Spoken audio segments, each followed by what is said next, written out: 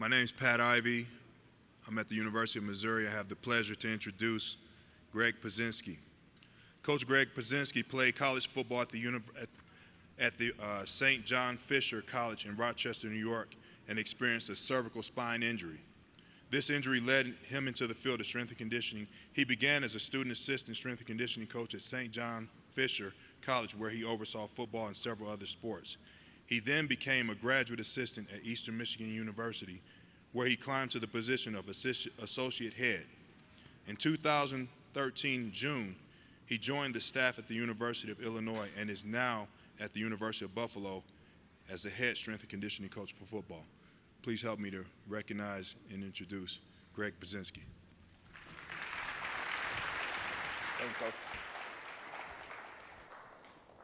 I just want to say it's an honor to be here in front of all you here today. Tons of smart people in this room, tons of people in this profession that I've looked up to, followed, and really influenced my path to get involved with this. So one of the things we're going to do today is really just try to kind of open our minds and be aware of some other things that are going on. The rigors and demands of sport play. Everything we do as a strength coach, we want to prepare our athletes for sport play. And I think one of the things that kind of happens, especially with this topic, is a lot of times there's kind of some taboo things with it. I've been called a neck freak at times, or, oh, you're just a neck guy, things like that. And it's not just about that. So today we're going to try to open people's eyes just a little bit to some things that you might not be aware of. So, I'm not an expert, and I say this in an extreme format. A lot of times experts, they get very defensive, and they start throwing all these things at you as, well, I don't need to do this, or I don't have to do this because of this, that, X, Y, and Z. So today the biggest thing is just try to open our minds and kind of get out of the small cage habit. The small cage habit, if you take an animal in a zoo and you stick it in a 10 by 20 enclosure, if you move it to a 100 by 100 foot enclosure, it'll still stay walking in that 10 by 20 area. So naturally, when we get stuck in a rut or we keep doing the same things all the time, we kind of lose our ability to open our minds and maybe see some other things. So today we're just going to try to open our minds, see some more things, see some things we're not aware of. This one's big for me. When I got into this profession, I was so intrigued, and even to this day, if you ask some of the people I've worked for, I've always been intrigued by how we can manipulate the body, physiology, all these things, and you can change an individual's structure, their body composition, how they perform, their speed, their strength levels, and it's all grounded in wonder. And for some reason, when I was a GA at Eastern Michigan working for Adam Fight, I got really interested in this topic. And part of it, when I played football, I played at the D3 level. We didn't have a strength coach. Our strength coach was our O-line coach. He got a program from one of his buddies at a D1 school. He swapped out the logo, and now we had our program.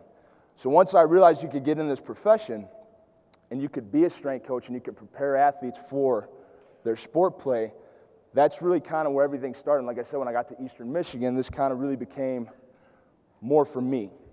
So one of the things, again, confirmation bias. So we get through, there's a tendency for people to favor information that confirms their beliefs.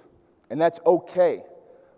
But again, this topic, when we get involved with some of the things going on here, like I said prior, there's a taboo to it. People get very defensive, and they say, I don't have to do this because of X, Y, and Z. So again, today, I'm a big believer that our whole goal is to prepare our athletes for the rigors and demands of sport play. So we're going to try to show some things that you may not be aware of and just kind of open ourselves up to some new things today. So the big thing, we're not going to get into all these PowerPoint slides word for word. I didn't start off with this, but this presentation is a little bit different from what you have in your packet. So my information's on the front of it. If you want it, please email me, call me. I'll get it to you ASAP. But there's some definitions here. This is the concussion defined by the 4th International Conference on Concussion in Sport back in Zurich in 2012. There's another definition from the CDC. They use MTBI, mild traumatic brain injury, interchangeable with the term concussion. And what we find is we still, to this point, because it's still such in its infancy, there's still not a definition that is all-encompassing or one that's taken into point across the board. There's still different ways to define it, and that's kind of a problem because you don't have a uniform definition. How do we know what we're addressing still? But again, the research is coming, but it's not there yet. So it's something that, again, it's new still but the research that is starting to come out is starting to be repetitive in what it's showing. So this is what I'm trying to bring you guys into the reality of it, okay? So if you look at this, who has kids? Who has a niece or a nephew? You know, if you don't have any of those, pick your favorite athlete, okay? Regardless of sport, does not matter. But when we talk about the next couple slides, I want you to think about that person today, okay? For me, it hits home. I'm from Western New York. Last year, 2013, a young man from Brockton, New York, he dies. Takes a hit in a game. I think it was roughly 4 or 5 hours later, he passes on. Okay? The hit, everyone who saw it, the common phrase was, it was a typical hit. I've seen him engage in that kind of contact thousands of times prior. Okay, we get into the concussion crisis. It's a book that came out a couple years ago. Dave Showalter starts getting concussions when he's a young man on a farm, roughhousing with his brothers, goes on to high school, gets concussions. They start to go away. He starts thinking he's going to pull away from football. He's not going to go on to college. Sits down. He's influenced by some people. He's got all these letters of scholarship offers, and he dreams of playing in the big time. Goes on to college, gets concussions again. All right? Ends up not being on the team anymore, and at one point sells his paycheck, or excuse me, his scholarship money, trades a scholarship check for a car, starts delivering bagels, okay? And that's what he does. 6 years later, he's still wondering why he's living in a 10 by 10 foot apartment selling bagels, all right, and he uses a hot stove as an oven. That's where he's at. He can't understand things. His cognitive ability has been reduced to such a degree he can't go on and necessarily lead a normal life or a full engaging job. Zach Lizette, high school football player, okay? First half of the game, takes a pretty big hit, gets up, appears to be normal, shows no symptoms, goes on in the game later on, takes another hit on a third down to stop the running back from scoring, the team wins. Families rush down because it was a big game. Families rush down to see their children. Father can't find his son. His son's staring up at the sky in the end zone, collapses. Father comes to his side. He goes, "Dad, I can't see." Done. Passes out. 13 months later, okay, he regains the ability to talk. He regains the ability to stand, cannot walk, cannot use his right hand. That is where that young man's at. He was a senior in high school. Michael Zakea, again, this isn't just about football, okay? The military. This guy was in Fallujah, I believe, hits a roadblock, slams, the car hits, he hits his head on the dashboard, has some issues, but it gets dismissed, he moves on. Later on, he's engaged in an engagement. RPG goes off behind him, he gets thrown to the side, whacks his head, suffers from issues when he returns home. Nobody knows why, nobody understands it, okay? But he doesn't go on to live a normal life anymore. Angela Cruth, a cheerleader, same thing. She's stunting, whacks her chin. And again, because of where we're at knowledge-base-wise and where people understand this topic, everyone looks at her like she's crazy. You hit your chin, you didn't hit your head. Takes her 13 months to get back to be able to go to school full-time. Okay, they had to progress her in. She would go in for one class about an hour and a half. She couldn't walk through the halls, so she had actual hall passes that allowed her to go to class late or early when everybody else was in the hallways because they were afraid if she got bumped in class and fell down, she'd have another issue. Okay, again, not living a normal life. Brianna Scurry, two-time Olympic goalkeeper, okay? She actually had surgery performed on her. They removed part of her brain tissue, which allowed her to get back to somewhat of a normal life. But she suffered with issues and concussions for years, okay? So now take it back in. Think about that person that we asked you to think about prior, okay? I have a nephew, okay? His name's Evan. He's 4 years old in about a month, okay? Being back home in Buffalo is the greatest thing that happened to me because I get to see him now. He loves sports. He loves football. We had to actually taught him how to say touchdown when he used to come out and see his games at Eastern Michigan. Loves the sport. My sister-in-law, football's kind of scary now, okay? That's what's starting to happen when you look at all these instances. 2003 to 2012, there's 25 deaths, high school football, not including heat illness. You go back, you look at 2013, 6 deaths, all directly related to head and neck trauma. So now we're looking at the high school level. And these are the ones that are getting publicized. There are many more that don't make headlines. These make headlines, why? Because people die, all right? And you look at the ages of these young men, 17, 16 years old, all over the country, all right? These are the severe ones. These aren't the ones including the young men that go on and just can't function normally now after repeat issues. But the high school coaches don't know.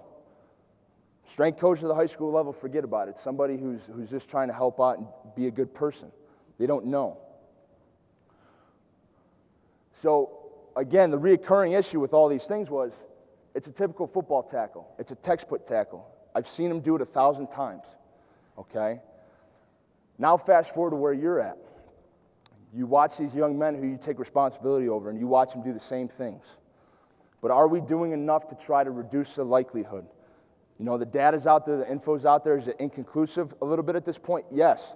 But the studies are starting to repeat what they find. They're starting to have greater validity down the road. A big concern now is we talk about data. Okay? Everyone's got data points on squat, everybody's got data points on bench, all these things, right? Well, now that concussion's starting to take a bigger toll in the overall effect, they're starting to come up with data. The problem is a lot of these numbers are being smoke screened, okay? They don't always release info. They don't always document it. A lot of times they're talking about trying to protect the person. You know, he's going to go on and have a career. We don't want him to have this huge medical history. Maybe he won't get a job because of it. So now we're at a crossroads. Are we protecting young men? Maybe. Are we not finding data, though, because of this? Yeah. Is this data maybe going to be helpful down the road? It could be.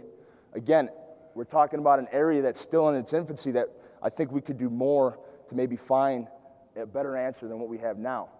So if you look at 2013, there's 192 reported concussions in FBS football. Okay, and this was kind of an interesting site. What they did was they went through here at every major university, and they found what was released. So like I'm at UB now, okay? The data points they had at UB were found in the Buffalo News and then on our website.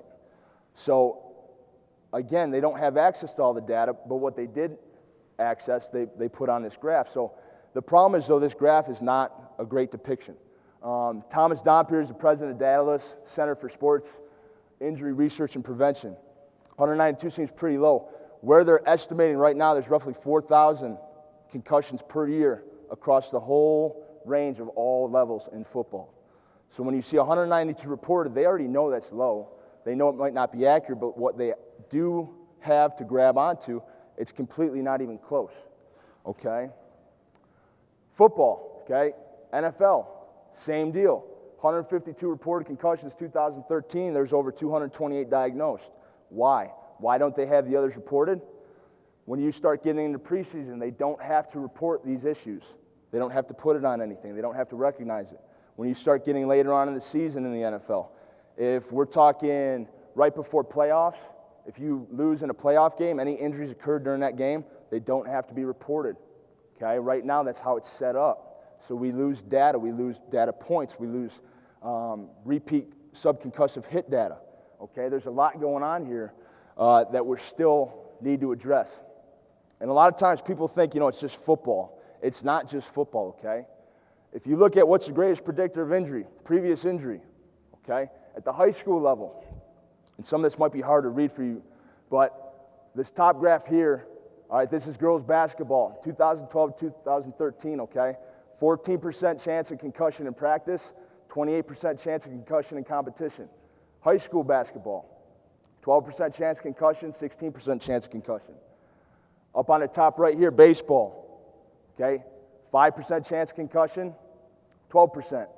Or excuse me, that one's baseball, this one's softball. 8% in practice, 17% in competition. We get down into soccer. Soccer's a big one that not a lot of people have addressed. 18% in practice, 38% in competition. Boys soccer, 13 in practice, 35 in competition. We get going on here, this is wrestling. Okay, 11% practice, 19% competition. Volleyball, 12% practice, 20% competition. High school football, it's equal. Practice and competition has the same risk, 25%. Why is this important for us, being at the collegiate level? You are inheriting athletes that may not have data, okay? They may not have this recorded. You may not find about their concussions that they had in high school 6 months down the road. Okay, you might not have the data if you got a guy coming in and he survives spring ball with no issues, and then we go to preseason and the pace is picked up and he gets one there. You might not find out till then that he had prior issues. But we haven't done anything to address that if we're not addressing the structure, if we're not training it down the road. Head injuries in sport, okay? This one, to grasp this one, okay? And again, where you look at your data, who's providing it, there's going to be confirmation bias across the board all over the place, okay? Understand that, but this is what they have right now, okay? So this one, all right, if we look at football, okay, college football, 6 concussions for 10,000 games and practices, okay, for exposures. Say we look at 5 games on a Saturday, any Saturday in the season, 5 games. To make the math simple, say there's 100 athletes on each side of the ball, okay? In 5 games, you're going to see 6 concussions. That's what the data says. Now you encompass that with all the games being played on a Saturday at all levels, okay? It's bigger than what a lot of us think. It's probably bigger than a lot of us may be aware of. 2007, Journal of Athletic Training, okay, Randall Dick publishes this. Commonality concussion in sport play, okay? It's in the top 5 on every sport, whether it be practice or competition. It's a major issue. This looked at, I believe, 12 common causes or injuries in sport play, okay? So when you looked at all these sports, it still fit in the top 5, all right? It's bigger than what everybody thinks, and it's bigger than I think what a lot of people are willing to recognize. This is the data from 2013. This data correlates into other data. So back in 2004-05 season, 2008-2009 season, they had these numbers. These numbers still match and hold water to the 2013 data. Okay, this is the 2013 data estimated priorly. It still correlates. So where they're at with this right now, like I said, they're starting to find numbers. We're starting to get better data points. Is it enough yet? No, but it's bigger than what we see. Again, they talked about being about 4,000 concussions across all levels of football. The data prior estimated about 3,000. Here, the data estimated about 3,064. When we look back to this one, it was still in the 3,000 range. And then here, if you start going through and running these numbers, it fits a little bit higher, right around 3,700 across the board. So it's bigger than what you experience. And just because you're at a school, maybe you've gotten lucky, maybe you haven't had a very rigorous team. Maybe there's not a ton of contact, okay? Things change across conferences. Maybe you've been fortunate enough to not experience it. Maybe you've gotten lucky and you haven't had these issues, okay? Because every individual is different. Everybody's going to change. It's going to be an individual-based thing. But the thing that's concerning is, again, you talk to people about training the structure or doing this, I don't got time, or you're just freaked out about it and it's your deal. Why can't it be everybody's deal? So again, confirmation bias in the field, these are things you'll hear when you talk to people sometimes. We do high pulls. Well, what we know about high pulls is there's no external resistance on the back of the head for your extensors to push against, so you can't progressively overload it. So you can do high pulls all you want. All you're really training is the mid-trap. You're not training the upper trap. You're not training the neck extensors that work with that structure. Okay, we train the traps. That's great. Don't stop training your traps, but it's only part of the deal. It's not all-encompassing. Okay, we have a neck machine. Okay, and people get on me about this one too because I'm fighting right now at UB to get neck machines. I don't care what neck machine you use. It does not matter to me.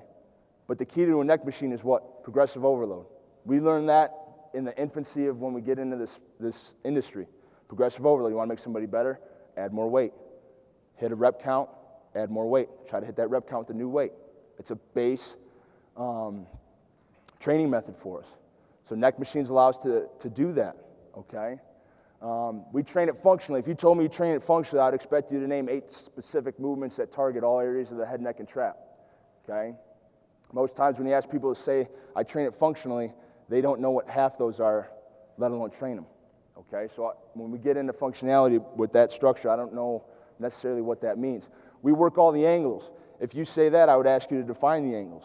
Do you know what flexion is at the C1, C2? Do you know it changes from C2 to C7? Okay, do you know then if you go from C1, the occiput C1 down to C7, there's a different number? Okay, can you define it in lateral flexion? Can you define the ranges of motion for the head, not including musculature of the neck? Okay. We use manual resistance. I love manual resistance. I'm not against it. I taught it to the guys at UB when I got there. All right, but the concern is what? If you use manual resistance, you can't progressively overload it. You can't sit here and tell me you're always providing more resistance every time you get on an athlete, because how can you tell how much you're pushing on someone's head? You can't. Okay. On top of that, if you say you love manual resistance and you do it all the time, if your athletes were to come out of the weight room and we asked them to define the rules for manual resistance, could they define them? Could they go through each and every one? Probably not. I know at UB that my guys can't. In spring ball, we had about 9 exposures, so we trained it 9 times. I can tell you right now, after 9 exposures, my guys could not tell you the rules. And I can tell you that they were not great at it, but they were better than when we started. But again, you can't progressively overload the structure, so you can't guarantee that you're going to get improvement. We do ISOs. If ISOs are so great, then how come you won't go and do ISO bench? How come you won't go do ISO squat? How come you won't do ISO pull-up? It's okay for people to sit there and say we do ISOs for the neck, but it's not okay for you to sit there and say, well, I do ISOs for squat. There's an issue there. You know, if it's not good enough for other movements, why is it good enough for this? And then obviously there's the people that still sit there and say we don't need to, and we're going to try to show you information that will give you a better reason to do it later on in the presentation. So the goal is, again, let's try to get out of the box today, okay? So why? These represent avenues of focus that I think as strength coaches, we always provide a different point of view, okay? You sit down with your trainers, you got a guy coming back from a lower body issue, and he says, you know, I want you to watch what you do with them down there, keep it light. And then at some point we sit there and we look at our trainers and say, well, what if I kick it up a notch and he feels no pain? The trainer, you know, okay, yeah, let's you know, just keep it pain-free. We always try to shoot for more, okay? So with these avenues, I think we can make a better impact across the board, okay?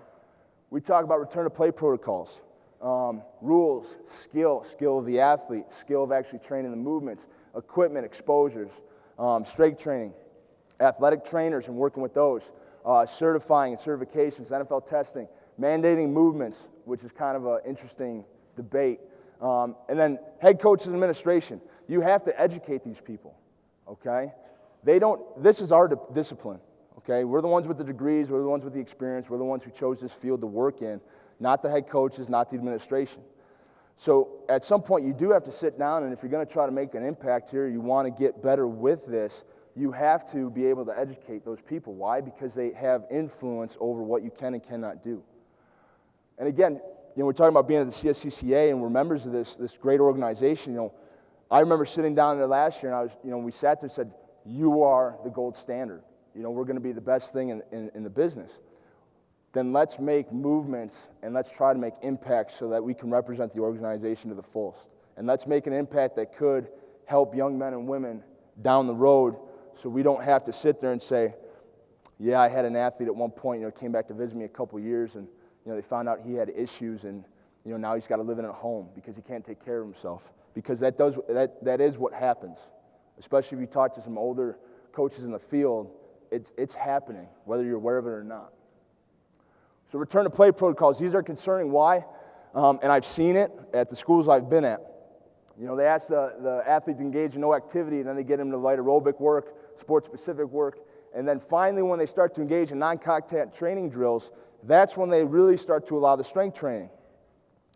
So say we get him in non-contact drills on a Tuesday, he's got no issues, he goes into full contact Wednesday, Thursday, he gets through because it's no contact. Friday, it's travel. Saturday, he's playing, okay? If we're lucky, or if you've laid your program out a certain way, he might get one strength training movement in that day to see where he's at. Well, what do we know? We know that when concussions occur, okay, there is trauma to the supporting structure. His strength values will be nowhere near what it was prior.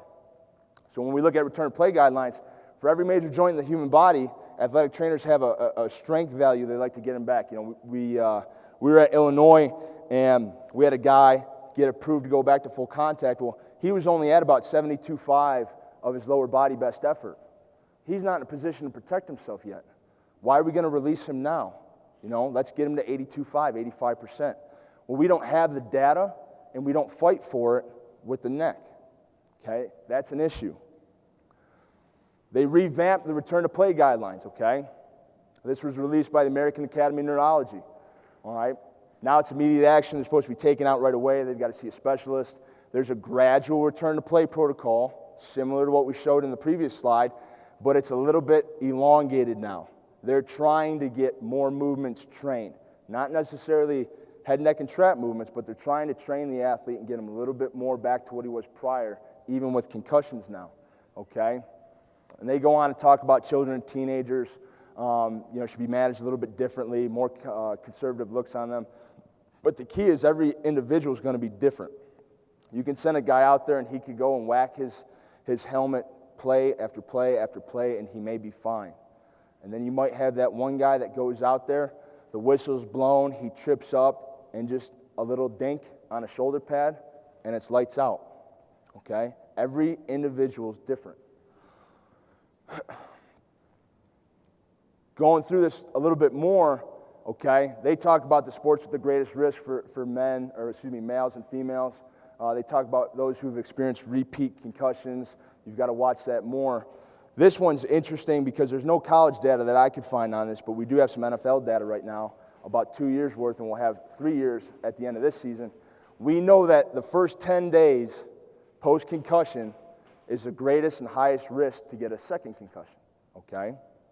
We look at the NFL data, all right, in 2 years, almost 50% of players never missed a game.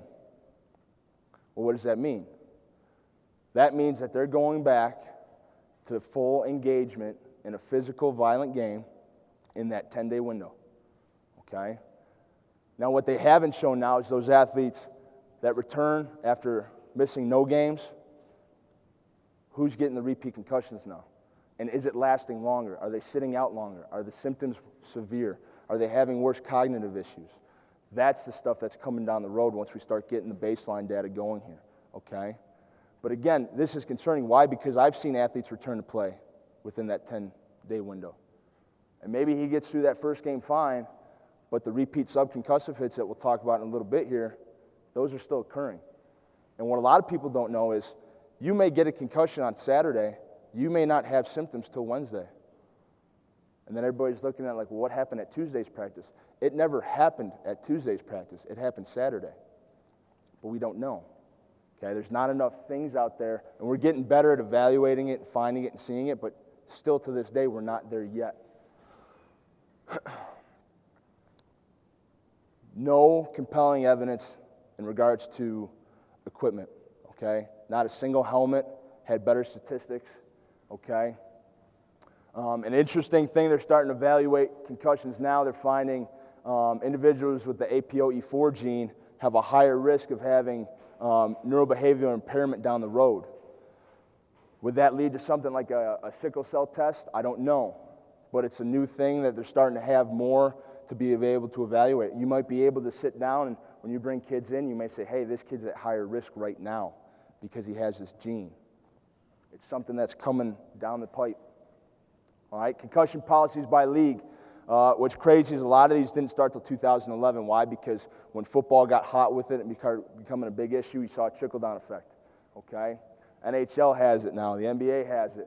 NASCAR. NASCAR, interesting, was one of the earlier ones. This started in 2003. MLB has it. Major League Soccer, so all our strength coaches in the room who deal a lot with soccer, okay, soccer's really, really concerning, okay?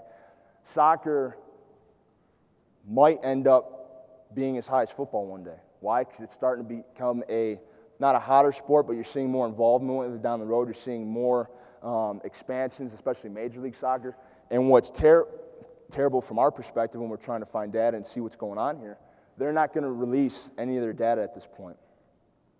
So they know it's concerning. They know that they're seeing higher rates of concussion. They know it's becoming a bigger issue in Major League Soccer, but they haven't released the data. Exposures. Okay, Dustin Finks in ATC works with the NFL, tracks head injuries, and he talks about beware of week 12, okay? What we see is data now showing that repeat subconcussive hits are taking their toll, okay? Now, people might look at this graph and say, well, after week 12, you're starting to see numbers go down. Well, again, we talked about smoke screening info. When you get done playing, you don't have to report that data. So there's going to be a natural decline in the data right now. But you get done, you get knocked out of playoffs, you might have 3 concussions that day. It doesn't get reported. The data's not accurate. It's something we got to fight for. It's something we got to get changed so we can track it better. And the big thing that he points out here too is it's not random. If it was random, you would see an equal balance across the board. We're not seeing an equal balance. We're seeing peaks in that week 12 range. Strength training. Again, we talked about, this kind of being voodoo and taboo in the field. I actually had the honor to speak with Dawn Comstock. This study's in its infancy, okay? Know that, understand that. She's got 2 follow-up reports coming out probably within a year or 2. She looked at soccer, basketball, and lacrosse, and the key to what she found was that for every pound of improved neck strength, the chance of concussion went down 5%. Take it for what it is. It's a study in its infancy. It's something she found. It's one study. There are repeat studies coming out. They're hoping to prove the same thing she did. If it did, we have more reason to engage in training that structure.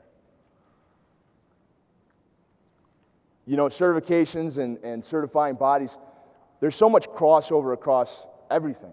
We got to know about heat stroke, heat illness, sickle cell trait. When we get guys returning back from ACL injuries, we've got to have this crossover knowledge with our athletic trainers. But we don't demand a crossover knowledge for concussion, MTBI, or musculature, the head, neck, and traps. Okay, we don't get quizzed on that. I think that's concerning. I think that's an issue. I think we can do more there. Why? Because it is an issue right now. But we're not demanding the knowledge base to be there. It's something we can change. We can improve upon that. Why? If we can increase awareness, there may be a strength coach sitting in this room who may take some of this info back to his university or his school. Okay, he might start doing these things. He may discover the epiphany of what he did. He may perform a study. He may release it. And it may have an answer that we don't know about yet. That's why it's important to get the knowledge out there. That's why it's important to try to get out of your box and go back to that wonder, okay, and the why. Why are things happening the way they are, and what could we do possibly to reduce the likelihood or change it? Testing. I spoke with Coach Hillman about this when I was at Illinois. They talked about mandating movements. Well, you can't mandate movements. Well, what do you mean we can't mandate movements? Aren't they already being mandated? Why do you do 225 bench tests? The NFL does it. I have tons of data from the NFL. They post it. I can compare my guys to the NFL guys and see where we sit. Okay? I can do the same with 40s, pro agility, 3-cone drill, broad jump, everything. Okay? Well, what happened if you actually mandated in the combine a flexion or extension test? Okay? What if that became a reality? You're going to see all the NFL combine prep gurus start doing it. You're going to see all the coaches, in my opinion, start doing it. Why? Because you're going to have NFL data. And nobody wants to send their representation of themselves out into the league and say, oh, my guy didn't do so hot on this. No, we want our guys to do outstanding. We want them to be the best in whatever they're being tested in. So maybe there'd be a trickle-down effect. I don't know. I think it's possible, and I think it's a reality to say that would occur. The NFL head and neck challenge, this one's a slippery slope to talk about. Why? Because it's great that they're doing this. It's great that they're trying to get people to find more answers and find more things. But again, going back to the base of what we do as a strength coach and talking about progressive overload, we haven't exhausted progressive overload yet. But yet we want people to go out there and find, novel conditioning regimens, neck isolation and strength products or practices. We want them to find equipment, all those things. We've already got data that the equipment hasn't done anything for our guys. Hasn't done anything, okay? And we want to find new isolation and strengthening protocols, but yet we haven't exhausted the simple protocol of progressive overload. What if we asked everybody in the room to present bench press data across the board for all your athletes? However many coaches are in this room, we would probably have that many data points. Say we got 300 coaches in this room, we'd have 300 data points on bench press. What if you went back through now and said, provide your neck data on flexion and extension? You'd have all those data points. And then maybe you could take into account body weight. And then maybe you could take into account position. And then maybe you could send that to dataless, okay? And they could find correlations. Maybe you would find that all your skill players who weigh under 200 pounds who engage flexion with 145 pounds and extension with 185 pounds never had a single concussion throughout their playing years. I don't know. Is it a reality? Could it happen? I think so, yeah. I really do. Why? When I was at Eastern Michigan, we had 3.5 years of data on strength values, body weights. We saw correlations, but it was only one data set, okay? And that's the problem. We only have so many data points to look at. If we had more, we could do more, okay? And again, you know, we are the gold standard, so why can't we? Why can't we make this more all-encompassing across the board? And I think it's something that we can do and we should do. Anybody know where I'm at on time? Anybody know what time it is? 10:37? Okay, we got to go a little quick here. You know what we know? We know that the data's out there. We know that the literature's out there. We can protect our athletes. We can attenuate and dissipate energy. We can lower subconcussive forces, okay? You can enhance the ability to move the head, increase oxygen uptake, okay? Working the occipital musculature actually brings balance back to the structure. You find lengthening in the hip flexors, quads, and hamstrings, okay? Increased balance, athleticism, proprioceptive qualities. There is studies out there that show increase in vertical jump height. There's BMI correlations. Protect and strengthen the shoulders. Return to play guidelines, reduce headaches, increase strength. That one's actually really interesting. There's been several studies out there where they actually stop benching and squatting athletes. And you can take into account the residual training effect. And if you actually move beyond that 30-day window where you would start to see a decline, athletes actually still improved on those qualities. And again, you know, our responsibility is to protect our athletes. They're ours. We see them more than their parents. We see them more than their position coaches a lot of time, their head coaches. So why can't we do more? Especially when we know that there's all these X factors that are bonuses. Okay, we look at ventilation. The scalenes are involved in almost every breath you take. Okay, so now you're looking at bioenergetic qualities. Okay, better conditioning. The head is a mass dampening system. Okay, what allows you to keep your head on straight when you run, especially in vigorous activity, is all the neck musculature. Okay, the cleidocraniotrapezius attaches into your clavicle. That helps stabilize your head. This one, everyone will probably boo me out of here, but effective neck muscle strength and anticipatory cervical musculature activation on kinematic responses of the head to impulsive loads, okay? This study just came out recently.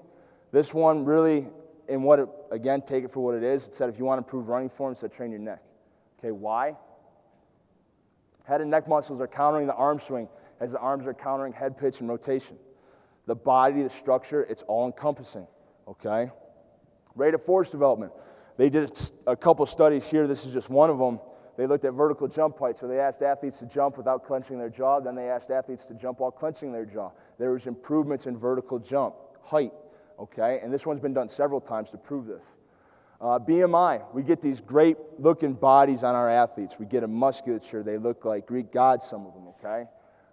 We don't develop the neck. It changes the force of the delivery system in regards to blood to the head, the brain, okay? So you're messing up the system. Proprioceptive qualities, okay? This one was interesting. We looked at this when I was at Eastern Michigan, me and our GA, Pat Casey. So this study talked about the suboccipital, okay, right back in here. And it said that strengthening that's going to improve your balance qualities. So what we did is, to figure out if it actually did impact balance qualities, we did head extension, and we burned ourselves out. Like, ran the rails on a machine, basically, and then went through and did forced manual on each other, and then tried to stand on one leg, and realized that we fell over very, very quickly. So then what we started doing was we didn't engage in any other balance activities. We didn't sit there and say, hey, I'm going to improve my skill of standing on one foot and do things like that. But what we did is, for a couple weeks, we trained our suboccipital very hard. Okay, and what we saw is we saw improvements in our balance, okay, down the road. And this one, if everyone wants to do it, is trying to pull you guys in, because listening to people talk, especially for this length of time, can get sometimes disengaging. If you actually take your fingers and you kind of just massage right back up here under your suboccipital, your occipital crest here, and then you close your eyes and you look left, right, up, and down, you'll feel that musculature move. That doesn't mean the musculature is involved with your eyes, but the proprioceptive qualities in regards to balance and body movement is there. Stretching and strengthening the suboccipitals, okay? Again, we talked about lengthening tissue. We did this at Eastern, Again, this is my data. Does it mean it was direct? Does it mean it was a perfect correlation? No, but after reading the study, to us it held water. Why? Because as we started training the head, neck, and traps harder from 2010 down to 2012, we saw a drop in our hamstring issues. Did maybe we become better strength coaches and train our guys better? Maybe. You know, when we looked at the programming didn't change much. Not to an effect with the lower body, so this stood out to us. Is it 100% accurate? I don't know. Why? It's only one data set. This is the structure, okay? This is the superficial back line, or the deep line, okay? So at the top, you'll see the epicranial fascia. This runs down. This is right where your suboccipits are. Goes through your rector spinae, all the way down to hamstring, your gastroc, and the bottom of your foot.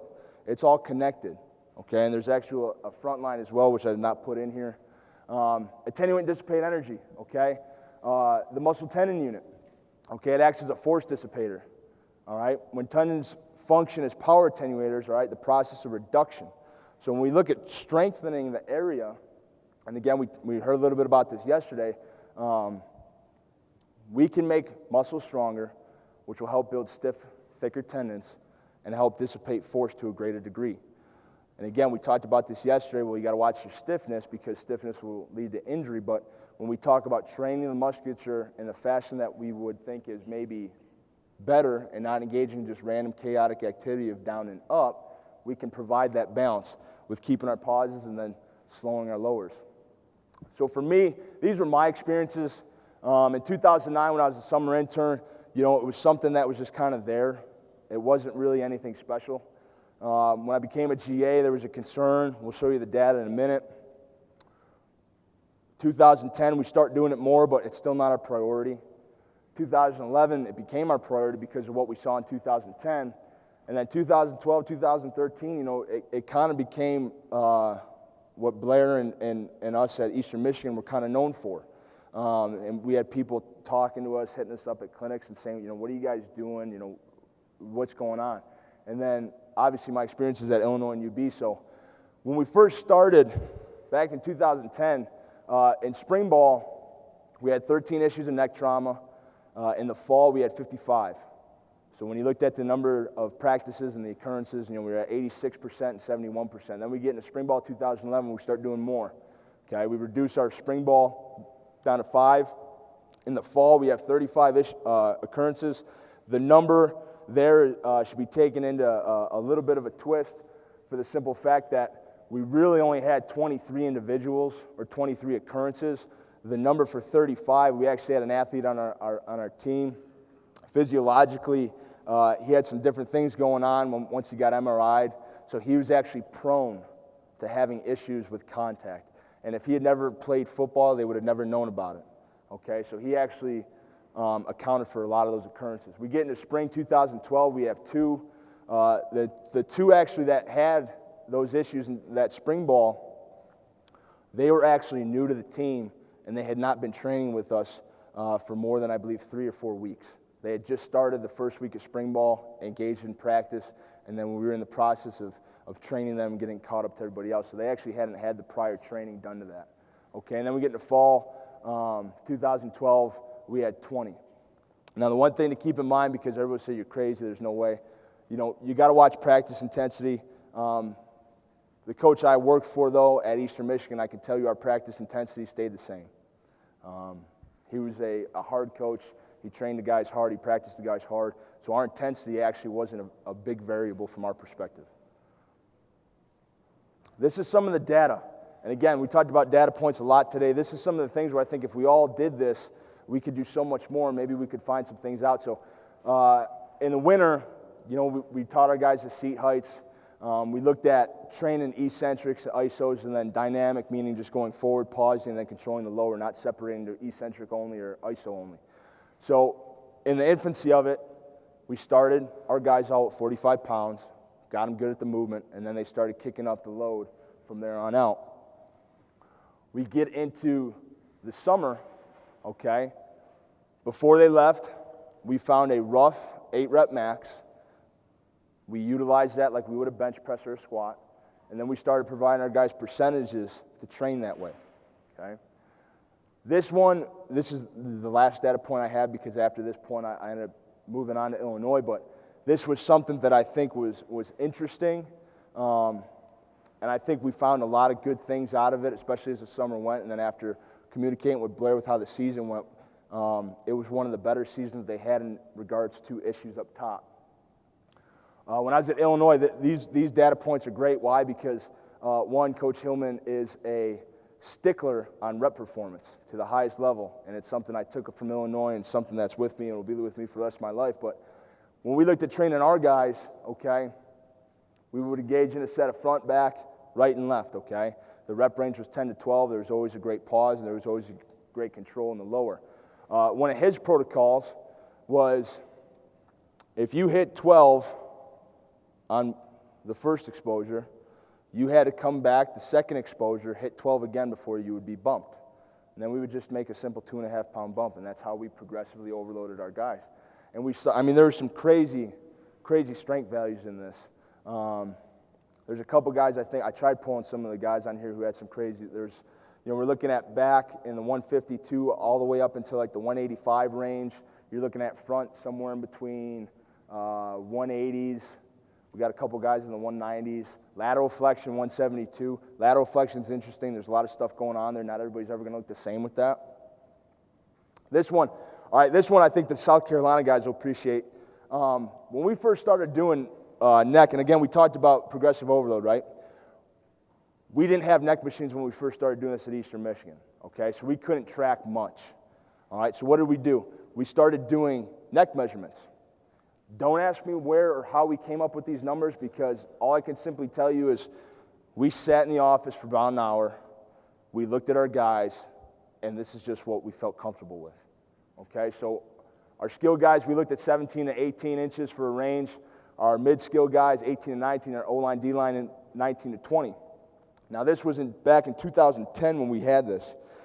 John Wood, I got an email from him in 2012. He goes, Coach, I think you'll like this.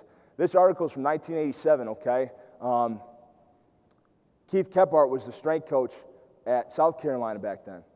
And this was the earliest account we could find of anybody doing anything like this. So there's some historical value to it for the guys at South Carolina. They had a Cockstrong program. They provided body fat ranges and neck ranges by position. And I thought it was interesting, so I put it up there to share it because it was the first known doing this, okay? And what was interesting as a motivational aspect, they had the Noodle Neck Award. So if you were the smallest neck in your position group, you actually got the Noodle Neck Award, and it became a motivational factor for the guys at South Carolina. And what's interesting is when we talked about being in Eastern Michigan, that was the culture we created. So we talk about creating cultures in our program, cultures in our weight room. What do we want our guys to really take pride in? For us at Eastern Michigan, it was the head, neck, and traps. Our guys would look at each other and say, your neck is so small today, you make me sick. And that was the thing. And it was awesome looking at it from our perspective because our guys embraced and took such pride in what they did when we trained this area. And again, we saw declines in issues. And when we had our guys buy into it and they took pride in it, for me, it was an awesome thing. And it's something we're getting going with at UB. But I think it was great, and I just thought this would be something awesome to share with you guys. So movements and ranges of motion, okay? How much, Coach? 10 minutes? Okay, we're going to move. So we got C1, movement with the occipital joint. You're looking at flexion 5 degrees, extension 10. Now you look at your C1, C2, you're going to see 5 and 10 again. These are just in those qualities. When you get down in the intercervical region, C2 through C7, you're going to see about 35 degrees of flexion, roughly 70 degrees of extension. Lateral flexion is about 35. When you encompass the whole structure, okay, flexion is going to be between 45 and 50 on the average. They will change per individual. Extension, you'll see roughly 85. A lot of the research out there will say 82. When you look at lateral flexion, you'll see about 40.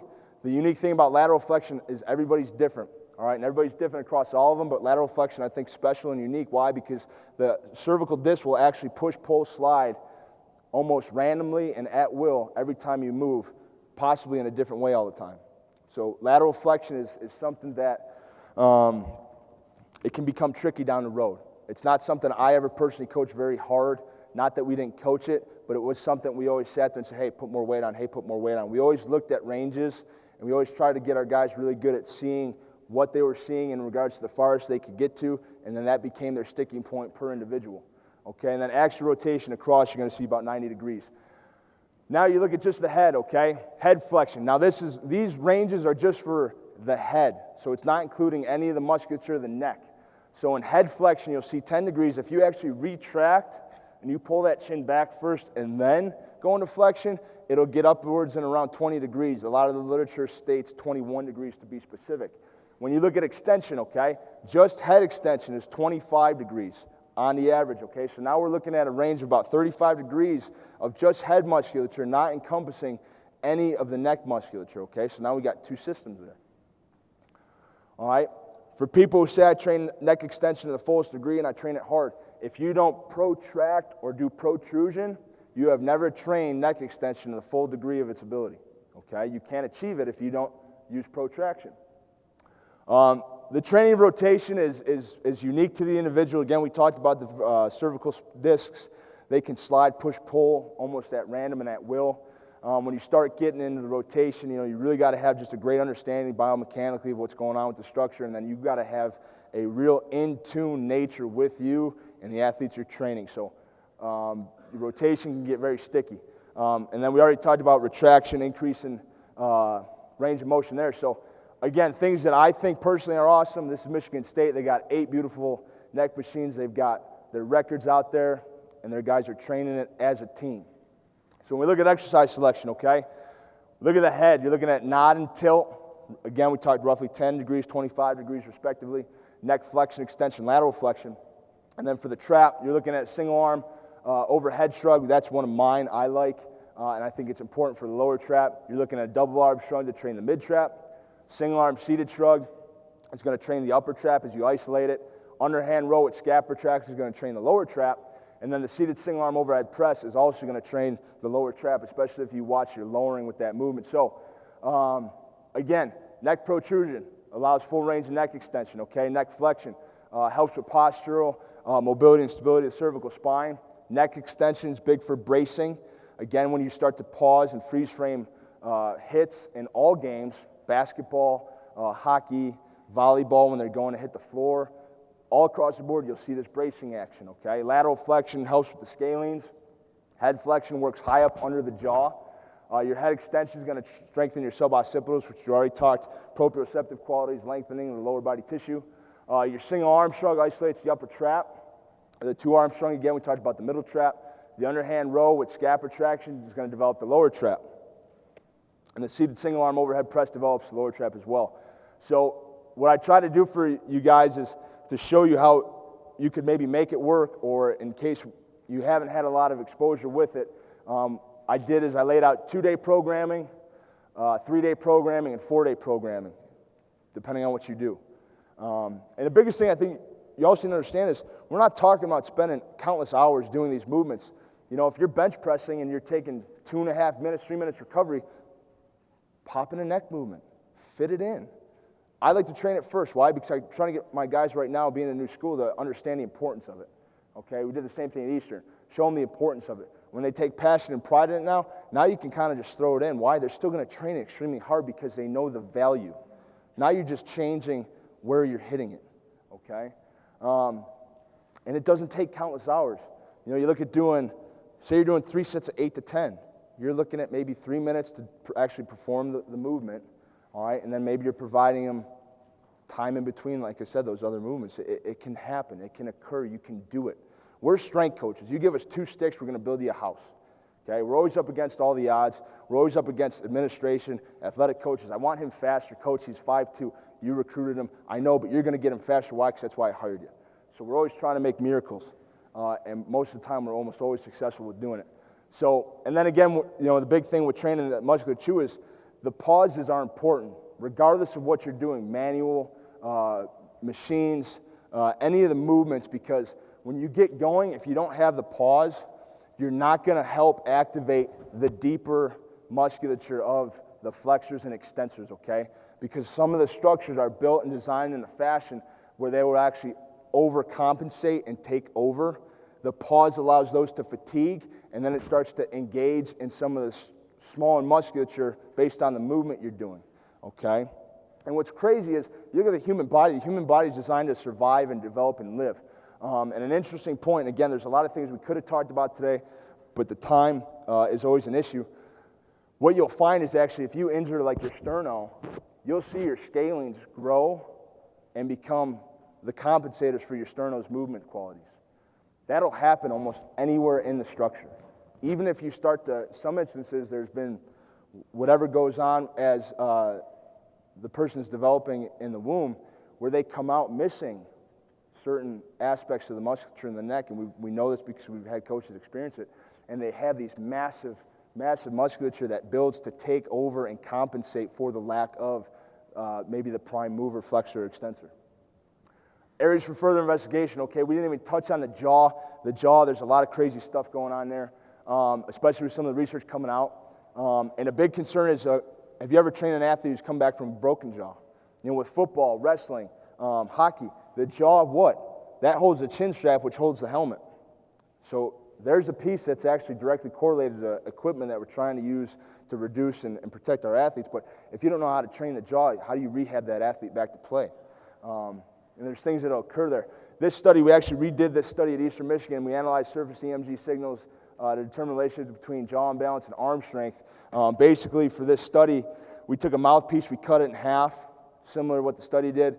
My GA went out in the hallway, I stayed in the weight room, we put a piece of the mouthpiece in. We didn't tell each other which one we put in, but we only set it on one side.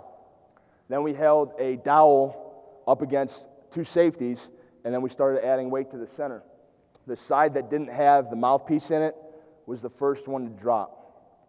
So we said, hey, man, that's kind of interesting. That's what the study found. That's what we found. So then we took it a step further. We started bench pressing. We did the same thing.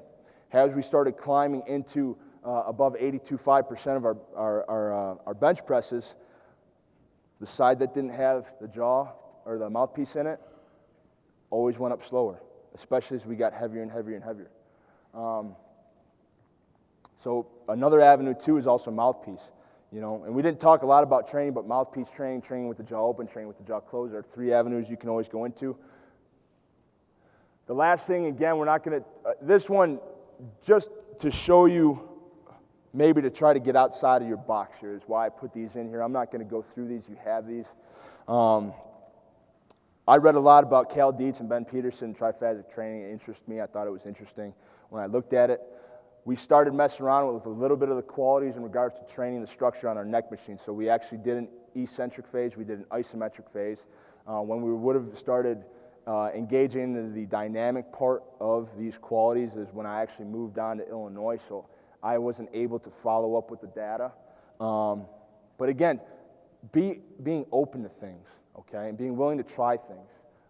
That's why I put this in here. So again, we look at the future and unfolding and opening out, okay, working out process of development from simple to complex, okay. I hope that what we showed you today maybe makes you a little bit more aware of it. Again, at the high school and what's coming up your way when you start bringing athletes to your schools. Hopefully maybe we created a door to your box today if you're stuck in a box, and hopefully maybe we can try to get our discipline to do more and take pride in what we're doing, and hopefully maybe down the road we can get the data out there and maybe come up with some correlations to help protect the young men and women that we inherit and then become ours as we go on in this business, in this industry. So I thank you for your time. These are all the people that have gotten me where I'm at, and I appreciate this opportunity. It's awesome. It's great to be part of this organization. And again, I can't thank you guys enough for coming and listening to me. It means a lot, and I appreciate it. Again, if you want this, please, my email, my cell phone's on the sheet. I don't have a work phone. My cell phone's my work phone, so feel free to call me. Everything's about relationships from our athletes to everybody else in the field, so please get a hold of me. It's yours. I have no issues with that, so thank you.